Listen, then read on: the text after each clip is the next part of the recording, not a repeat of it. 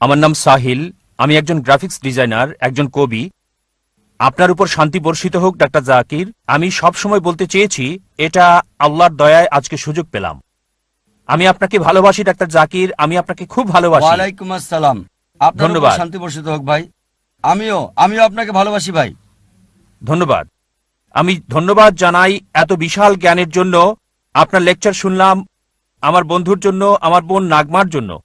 আমার কিছুটা কনফিউশন ঈশ্বরের বাণীর মধ্যে, আর যারা বিচারের দিনে বিশ্বাস করে, যেমন একটা ছোট্ট প্রশ্ন। আমরা বিশ্বাস করি মুসলিমদের মতো যে বিচারের দিনে মৃতকে জীবন দেওয়া হবে। কিছু মুসলিম বিশ্বাস করেন যে কবরের জীবনের প্রথম রাতেই এটা করা হবে, মানে মৃতকে জীবিত করা হবে আর আযাব হবে, কবরে প্রশ্নোত্তর হবে। তাই আমি বিষয়টি ভালোভাবে জানতে চাই। ভাই প্রশ্ন করলেন যে অনেক মতপার্থক্য রয়েছে, বিচারের দিনে কি জীবন দেয়া হবে, বিচারের দিন কি পুনরুত্থাপন করা হবে, নাকি এটা কবরে হবে?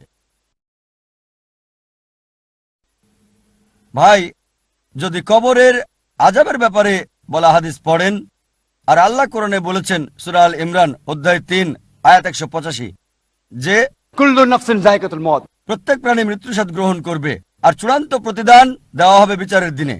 দুনিয়ার জীবন ছলনা ছাড়া আর কিছুই না।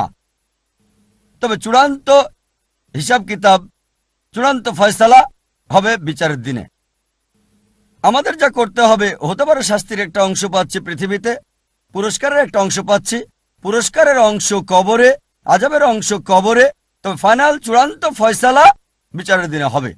চূড়ান্ত ভালো এবং মন্দ কাজের হিসাব বিচারের দিনে করা হবে। তারপর কর্মের উপর ভিত্তি করে জান্নাত অথবা জাহান্নামে যাবেন। কিছু দুনিয়াতে আপনাকে দেওয়া হবে, কিছু কবরে। তবে চূড়ান্ত হিসাব নিকাশ হবে বিচারের দিনে। আশা করি উত্তরটা পেয়েছেন।